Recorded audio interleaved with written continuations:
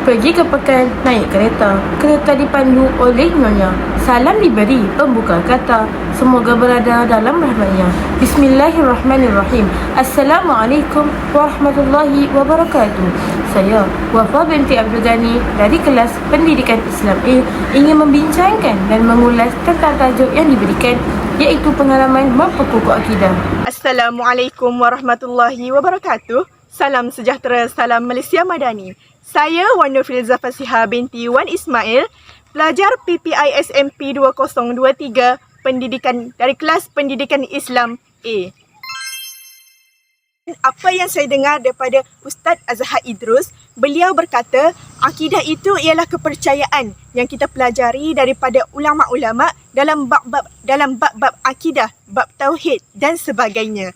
Dan keyakinan itu kita simpulkan kemas, tidak tercabut lagi. Contohnya, kita belajar Allah itu wujud, Allah itu maha berkuasa dan Allah itu maha mendengar. Dan semua yang kita pelajari itu,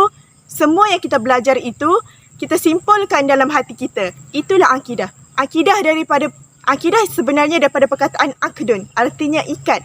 Dalam erti kata lain, akidah merupakan satu kepercayaan dan keyakinan yang mantap serta utuh terhadap kewujudan Allah Subhanahu Wa Taala berserta sifat-sifat kesempurnaan yang berdasarkan dalil nakli dan akli. Berdasarkan diwan bahasa dan pustaka, akidah itu bermaksud ajaran agama yang telah pasti, tidak boleh dipersoalkan. Manakala kepercayaan pula bermaksud mengakui, meyakini akan benarnya sesuatu perkara.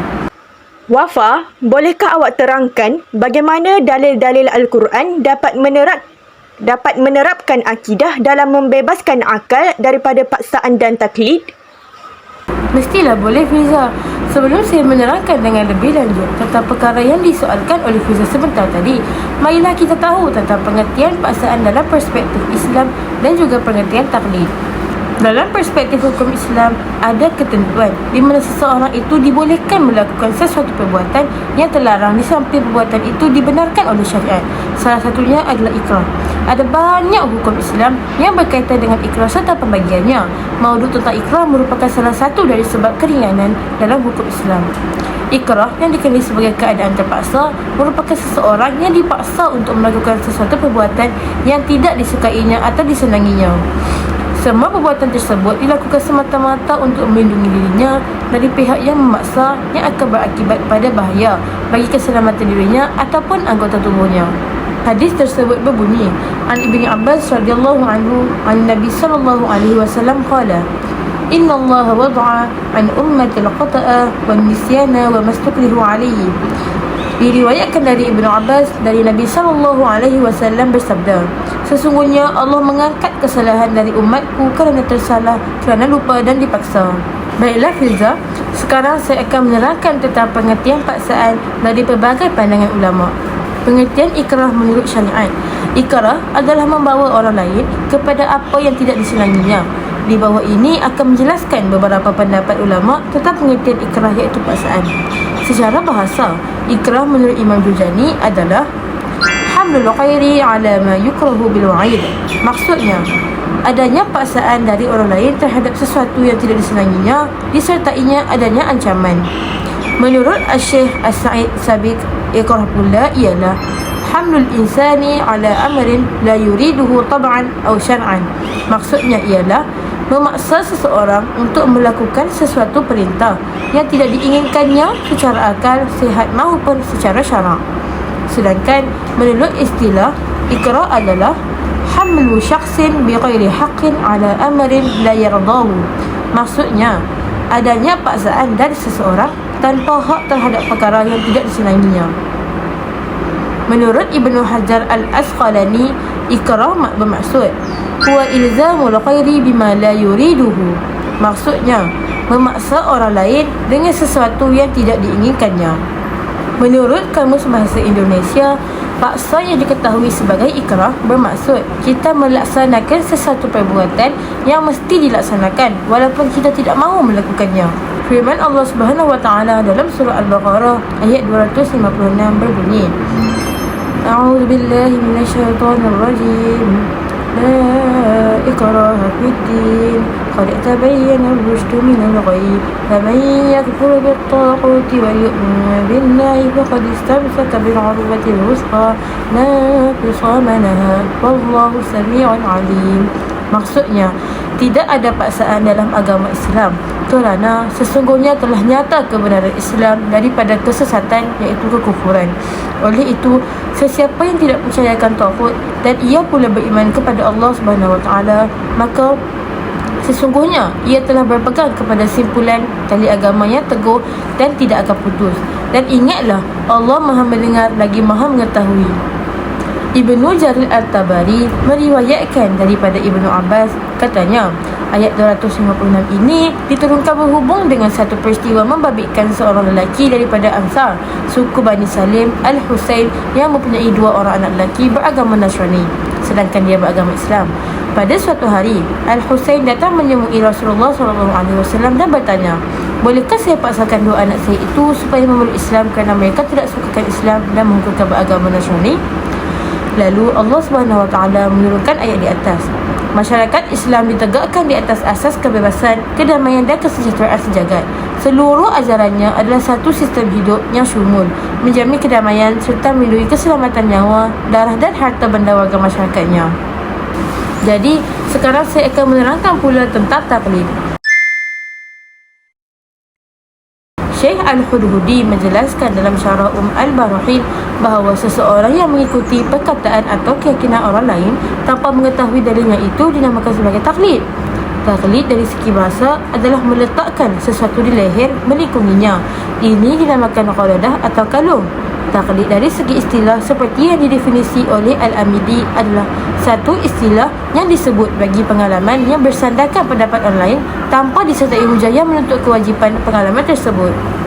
Allah Subhanahu Wa Taala berfirman dalam ayat Al-Quran dalam surah An-Nahl ayat 43 yang berbunyi, A'udzu billahi minasyaitonir rajim. Wa ma arsalna min qablika illa rijalan nuhi ilaihim fas'alu ahla dzikri in kuntum la ta'lamun. Maksudnya, dan tidaklah kami mengutus rasul-rasul sebelummu wahai Muhammad, melainkan dari kalangan orang-orang lelaki yang kami wahyukan kepada mereka. Oleh itu, bertanyalah kamu wahai golongan musyrik kepada orang-orang yang berpengetahuan agama jika kamu tidak mengetahuinya. Ayat ini jelas menunjukkan bahawasanya diperintahkan orang yang tidak mengetahui supaya bertanya kepada mereka yang lebih mengetahui. Orang yang tidak mengetahui itu mukhalid akan bertanya kepada orang yang lebih mengetahui.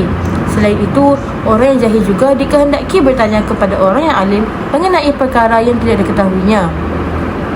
Ini menunjukkan bahawa hukum taklid itu diharuskan. Lafaz al-amr iaitu di dalam ayat ini menunjukkan kepada wajib. Ini menunjukkan bahawa hukum taklid itu wajib bagi orang yang tidak berpengetahuan. Kesimpulannya, dalil ini menyuruh manusia bertanya dahulu tentang apa yang tidak diketahui kepada orang yang lebih alim dahulu sebelum bertaklid. Sehubungan dengan itu, orang-orang yang bertaklid boleh diklasifikasikan sebagai orang-orang yang berpegang kepada pendapat-pendapat ahli hukumnya terdahulu. Dalam ayat lain, bermaksud percaya, berpegang dan mengamalkan tanpa hujah terhadap pendapat-pendapat mereka tanpa membantah atau cuba mencari kebenaran dan kesahihan kata-kata ahli hukum tersebut. Terdapat juga firman Allah Subhanahu Wa Taala dalam ayat Al-Quran dalam surah Al-Hujurat ayat yang ke-6 yang berbunyi, A'udzu billahi minasyaitonir rajim. Ya ayyuhalladzina amanu in ja'akum fasiqun binaba'in fatabayyanu an tusibu qauman bijahalatin fatusbihu 'ala ma fa'altum nadimin. Maksudnya, wahai orang-orang yang beriman, jika datang kepada kamu seorang fasik yang membawa suatu berita, maka selidiklah dahulu untuk menentukan kebenarannya, supaya kamu tidak menimpakan sesuatu kaum dengan perkara yang tidak diingini, dengan sebab kejahilan kamu, sehingga menjadikan kamu menyesali apa yang telah kamu lakukan. Ia adalah arahan agar kita jangan tergopoh-gapoh, jangan jadi seperti tong sampah yang menerima semua kabar berita yang dicampakkan kepadanya, yang baik yang buruk, yang masam yang basi dan semuanya. Kita jadilah bekas yang baik-baik yang dapat menapis antara yang bernilai dan tidak. Arahannya ialah agar kita berhati-hati apabila datang orang fasik yang tidak dapat dipercayai keluar dari iman dari segi bab bawa berita. Membawa berita kepada kita, maka hendaklah kita mengambil sikap ini. Yang pertama, jangan terus percaya dan terima. Yang kedua, berhenti dahulu untuk siasat dan kepastian, yakni jangan terus solat atau terima. Yang ketiga, sehingga kamu yakin bahawa ia adalah benar, baru bertindak. Kata Ibnu Atiyah yang bermaksud, orang yang fasik itu ialah orang yang keluar dari landasan kebenaran. Contohnya hari ini, seperti kita sudah tahu bahawa satu portal atau syarikat akhbar atau majalah itu adalah sering bawa berita palsu atau sensasi, fitnah dan tidak benar. Maka, jika keluar berita dari sumbernya, kita kena beringat dan hati-hatilah. Kesimpulannya, dalil ini menegaskan umat Islam sentiasa memeriksa dahulu kesahihan berita yang diterima, terutamanya dari segi akidah dan pegangan. Al-Quran menerapkan akidah ke dalam diri manusia dengan perluasan daripada taklid, iaitu mengikuti sesuatu kepercayaan tanpa mengkaji dan berfikir. Al-Quran melarang sama sekali mempercayai sesuatu tanpa mengkaji kebenarannya. Firman Allah SWT dalam surah Al-Isra ayat ke-6 yang berbunyi, A'udzu billahi minasyaitonir rajim. Wa la taqfu ma laysa laka bihi 'ilm. Innas sam'a wal basara wal fu'ada kullu ulaika kana 'anhu mas'ula. Maksudnya, dan janganlah engkau mengikuti apa yang engkau tidak mempunyai pengetahuan mengenainya. Sesungguhnya pendengaran dan penglihatan serta hati semua anggota-anggota itu tetap akan ditanya tentang apa yang dilakukannya. Ayat di atas menerangkan jalan beriman dengan akal. Tanpa menggunakan akal, seseorang itu akan murka dan dilaknat. Liza, bolehkah awak terang tentang metodologi akidah yang dapat menggunakan akal untuk berfikir dan menganalisis menerusi alam nyata? Semestinya boleh, Wafa. Ya, daripada metodologi Al-Quran dalam menerapkan akidah ialah menggunakan akal untuk berfikir dan mengkaji menerusi alam nyata. Dalil pertama yang saya akan bawakan hari ini ialah dari surah Al-Imran ayat yang ke-190 yang berbunyi, A'udzu billahi minasyaitonir rajim. Inna fi khalaqis samawati wal ardi wa ikhtilafil laili wan nahari laayatin liulil albab. Maksudnya, sesungguhnya pada kejadian langit dan bumi dan pada pertukaran malam dan siang ada tanda-tanda yakni kekuasaan, kebijaksanaan dan keluasan rahmat Allah Subhanahu wa taala bagi orang-orang yang berakal. Dalil ini membuktikan kekuasaan Allah yang menjadikan malam dan siang serta langit dan bumi. Jadi, manusia haruslah mengkaji menerusi panca inderanya dengan kehebatan Allah mencipta alam ini. Dengan menggunakan panca indera iaitu mata, telinga, kita dapat melihat bagaimana Allah menciptakan alam ini dan berapa banyak ciptaan Allah yang menjadikan tanda kekuasaannya. Jadi sebagai manusia, kita haruslah mengkaji alam yang diciptakan oleh Allah Subhanahu Wa Taala untuk mengukuhkan iman kita kepada Islam. Ayat Al-Quran yang seterusnya, A'udzu billahi minasyaitonir rajim. Qul yanzuru madza fis samawati wal ard wa ma tughnil ayatu wan nudhuru an qaumin la yu'minun. Yang bermaksud, katakanlah, perhatikanlah apa yang ada di langit dan di bumi. Tidaklah bermanfaat tanda-tanda kebesaran Allah dan Rasul-Rasul yang memberi peringatan bagi orang yang tidak beriman. Dalil ini diturunkan untuk menggalakkan manusia mengkaji ciptaan Allah dan berfikir dengan akal, di mana semua benda seperti awan, pokok dan lain-lain bergerak dengan kehendaknya. Kesimpulannya, dalil ini menyuruh kita menggunakan akal dan mata untuk mengkaji akidah yang benar dan tepat. Kita sebagai manusia mempunyai akal untuk berfikir dan mata untuk melihat. Dalam ayat ini, Allah menyuruh manusia mengkaji dan melihat ciptaan Allah di alam ini untuk memantapkan lagi iman kita terhadap agama Allah. Ayat Al-Quran yang seterusnya, أعوذ بالله من الشيطان الرجيم ألم تر أن الفلك تجري في البحر بنعمة الله ليريكم من آياته إن في ذلك لآيات لكل صبار شكور. Yang bermaksud, tidakkah engkau memperhatikan bahawasanya kapal-kapal berlayar di laut dengan nikmat kurnia Allah untuk diperlihatkan kepada kamu sebahagian dari tanda-tanda kemurahannya. Sesungguhnya yang demikian itu mengandungi keterangan-keterangan dan bukti untuk berfikir bagi tiap-tiap mukmin yang tetap teguh pendiriannya lagi sentiasa bersyukur. Dalam ayat ini bahawa kapal-kapal di atas laut berlayar dengan kehendak Allah. Ini bermaksud Allah menyuruh laut yang bergelora agar tidak menghancurkan kapal mereka dan menyuruh angin untuk membantu mereka dengan selamat. Kesimpulannya, manusia haruslah melihat bagaimana Allah telah menyelamatkan kapal daripada tenggelam dan berlayar dengan aman. Dalam ayat ini, Allah menyuruh kita melihat ke arah kapal-kapal yang berlayar dengan selamat. Allah berkuasa untuk mengawal laut, angin untuk menghancurkan kapal itu. Akan tetapi, Allah menyelamatkan kapal tersebut dan memandu kapal tersebut untuk berlayar dengan selamat dan aman. Ayat Al-Quran yang seterusnya. A'udzu billahi minasyaitonir rajim. Qul siru fil ardi fanzuru kaifa kana 'aqibatul mujrimin. Maksudnya, katakanlah wahai Muhammad, mengembaralah kamu di muka bumi, kemudian perhatikanlah bagaimana buruknya kesudahan orang-orang yang berdosa itu. Ayat ini diturunkan kepada orang kafir sebagai galakan untuk mengembara di seluruh dunia bagi melihat kaum-kaum yang telah dibinasakan seperti kaum Ad, kaum Samud dan kaum Lut dan lain-lain. Hal ini supaya memberi kesedaran kepada mereka untuk kembali kepada Allah. Kesimpulannya, kita haruslah berjalan di bumi Allah dan melihat azab yang diturunkan kepada orang kafir seperti yang diberitahu sebentar tadi. Ayat ini menyeru kepada manusia untuk melihat bagaimana kesudahan orang-orang kafir pada dahulu kala. Mereka telah mengingkari Nabi dan juga telah menolak agama Allah.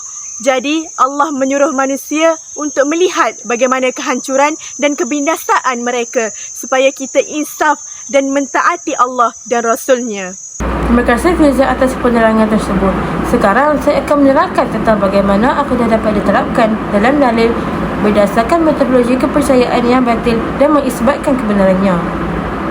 Bagi yang memahami tasawuf Islam, Allah melarang mana-mana penganutnya mencampur adukan perkara-perkara yang hak iaitu benar dan diridai Allah dengan yang batil iaitu tidak benar dan dimurkai Allah. Sebagaimana firman-Nya dalam ayat ke-42 surah Baqarah yang berbunyi, A'udzubillahi minasyaitonirrajim. Wa la talbisul haqqa bil batili wa taktumul haqqa wa antum ta'lamun. Maksudnya, dan janganlah kamu campur adukan yang hak kebenaran dengan yang kebatilan perkepalsuan. Dan janganlah kamu sembunyikan yang hak itu sedang kamu mengetahuinya. Dan dirikanlah solat, tunaikanlah zakat dan rukuklah berserta orang-orang yang rukuk. Batil merupakan perihal yang tidak benar, sesuatu perbuatan atau ibadat yang dilakukan tetapi tidak diterima Allah dan tidak diakui sebagai suatu perbuatan ibadat yang sah di sisi hukum syarak. Allah juga berfirman dalam surah Al-Furqan ayat ketiga yang berbunyi, A'udzubillahi minasyaitonirrajim, wattakhadhu min dunihi alihatan la yakhluquna syai'an wa hum yukhlaquna wa la yamlikuna li anfusihim darran wa la naf'an wa la yamlikuna mautan wa la hayatan wa la nusyura. Maksudnya, dan mereka yang kafir mengambil benda-benda yang lain dari Allah sebagai Tuhan-Tuhan yang tidak dapat mencipta sesuatu pun. Bahkan, benda-benda itu diciptakan oleh penyembah-nyembahnya dari bahan-bahan di bumi. Dan benda-benda itu pula tidak berkuasa mendatangkan sesuatu bahaya atau sesuatu faedah untuk dirinya sendiri. Dan tidak pula berkuasa mematikan atau menghidupkan ataupun membangkitkan hidup semula makhluk-makhluk yang telah mati. Allah menjelaskan dalam ayat ini bahawa berhala-berhala sembahan orang-orang kafir tidak ada sedikit pun yang mempunyai arti dan tidak ada sedikit pun yang mempunyai sifat kesempurnaan. Bahkan sifat-sifat yang dimiliki berhala itu hanyalah sifat-sifat kekurangan belaka. Sungguh amat aneh jalan fikiran orang-orang yang menjadikan berhala sebagai Tuhan, menyembahnya dan memohonkan pertolongan kepadanya. Hal ini dapat dikukuhkan lagi dengan potongan ayat Al-Quran dari surah Al-Imran ayat ke-18 yang berbunyi, A'udzubillahi minasyaitonirrajim. Syahidallahu annahu la ilaha illa huwa wal malaikatu wa ulul ilmi qa'iman bil qist. La ilaha illa huwal azizul hakim. Maksudnya, Allah menerangkan kepada sekalian makhluknya dengan dalil-dalil yang berbukti bahawasanya tiada Tuhan yang berhak disembah melainkan Dia, yang sentiasa mentadbirkan seluruh alam dengan keadilan, dan malaikat-malaikat serta orang-orang yang berilmu mengakui dan menegaskan juga yang demikian. Tiada Tuhan yang berhak disembah melainkan Dia yang Maha Kuasa lagi Maha Bijaksana. Selain itu, ada juga ayat Al-Quran yang telah diceritakan oleh Allah SWT kepada kita tentang kebatilan yang telah dilakukan oleh orang-orang kafir. Perkara tersebut berada dalam surah Maryam ayat ke-88 yang berbunyi, A'udzubillahi minasyaitonirrajim. Wa qala ittakhadhar rahman walada. Maksudnya, Allah yang Maha Pengasih mempunyai anak. Dari ini menyatakan kebatilan dan kejahilan orang kafir yang mengatakan Allah mempunyai anak, sedangkan Allah tidak beranak dan tidak pula diberanakkan. Sekarang kita fikirkan, adakah pemikiran Allah itu cetek? Tidak sama sekali. Pemikiran Allah itu seluas lautan, dan kerajaan Allah tidak sama dengan kerajaan di dunia. Pada ayat ini, Allah menegaskan bahawa orang-orang yang mengatakan bahawa Allah mempunyai anak itu adalah dari kaum musyrik Mekah, orang Yahudi, orang Nasrani maupun penganut agama lain. Mereka merupakan orang-orang yang sesat kerana telah mengucapkan ucapan yang sangat tidak menyenangkan dan telah mengada-adakan kebohongan yang besar terhadap Allah. Perkataan itu sangatlah mungkar, tidak dapat diterima oleh akal dan sangat bertentangan dengan sifat-sifat Allah yang Maha Esa, Maha Pencipta, Maha Kuasa dan Maha Perkasa.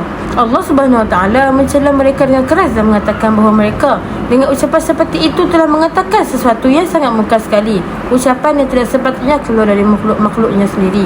Makhluknya yang telah dianugerahinya akal dan fikiran agar dia dapat membedakan mana yang hak dan mana yang batil. Jadi, kita sebagai makhluk Allah Subhanahu Wa Taala hendaklah kita untuk berfikir secara waras dan tidak mengatakan perkara-perkara yang buruk kepada Allah Subhanahu Wa Taala. Kerana apa? Kerana Allah itu merupakan Tuhan kita dan Dialah telah menciptakan kita. Sampai itu, Dia juga telah mengaturkan perjalanan hidup kita semenjak kita dalam perut ibu kita lagi. Di dalam Al-Quran, banyak potongan ayat Al-Quran yang menceritakan serta mengisbatkan tentang akidah yang benar ini. Jadi, kita sebagai manusia yang berakal, mengapakah kita tidak mahu mengikut perintah Allah sedangkan agama Islam ini adalah agama yang benar? Jadi, marilah kita sama-sama mendalami agama Islam dengan lebih mendalam. Jadi Fiza, bolehkah awak terangkan lagi tentang akidah yang dapat memudahkan kepercayaan yang batil dan mengisbatkan kebenarannya? Semestinya boleh, Wafa. A'udzu billahi minasyaitonir rajim. Innal ladzina yakfuruna billahi wa rusulihi wa yuriduna an yufarriqu bainallahi wa rusulihi wa yaquluna nu'minu bi ba'din wa nakfuru bi ba'din wa yuriduna an yattakhidhu baina dzalika sabila. Maksudnya, sesungguhnya orang-orang yang kufur ingkar kepada Allah dan Rasul-Rasulnya, dan orang-orang yang hendak membeza-bezakan iman mereka di antara Allah dan Rasul-Rasulnya, dan orang-orang yang berkata, kami beriman kepada setengah Rasul-Rasul itu dan kufur ingkar kepada setengah yang lain, serta bertujuan hendak mengambil jalan lain antara iman dan kufur itu. Dalil ini menjelaskan bahawa orang kafir beriman dengan sebahagian Rasul sahaja, sedangkan kita wajib beriman kepada semua Rasul.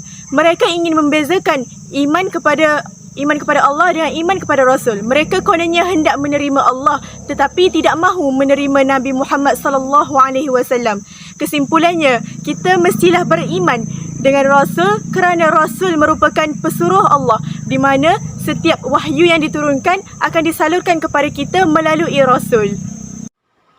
Ayat Al-Quran yang seterusnya.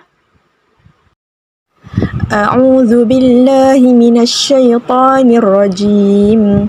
Wa qalu lan yadkhulal jannata illa man kana hudan aw nasara tilka amaniyuhum qul hatu burhanakum in kuntum sadiqin.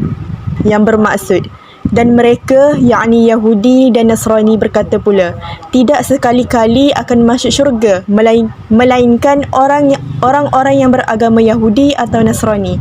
Yang demikian itu hanyalah angan-angan mereka sahaja. Katakanlah, wahai Muhammad, bawalah kemari keterangan-keterangan yang membuktikan kebenaran apa yang kamu katakan itu, jika betul kamu orang-orang yang benar. Dalil ini menjelaskan bahawa orang Yahudi dan Nasrani menyatakan bahawa hanya mereka sahaja yang akan masuk syurga, sedangkan agama mereka ialah agama yang batil. Ada dalam kalangan mereka yang mengatakan bahawa Islam sebenarnya menyembah Tuhan bulan. Malah ada juga yang mengatakan umat Islam menyembah syaitan dan orang Islam akan masuk ke neraka dan mereka tidak mengiktirafkan agama Islam. Kesimpulannya, hanya agama Islam sahaja yang akan masuk ke syurga kerana merupakan agama yang diredai di sisi Allah. Terima kasih kerana sudi mendengar. Saya rasa sekian itu sahaja daripada saya, Wan Nurfilzah Fasiha binti Wan Ismail. Sekian itu sahaja daripada saya, Wafa binti Abdul Ghani. Semoga kita berjumpa lagi.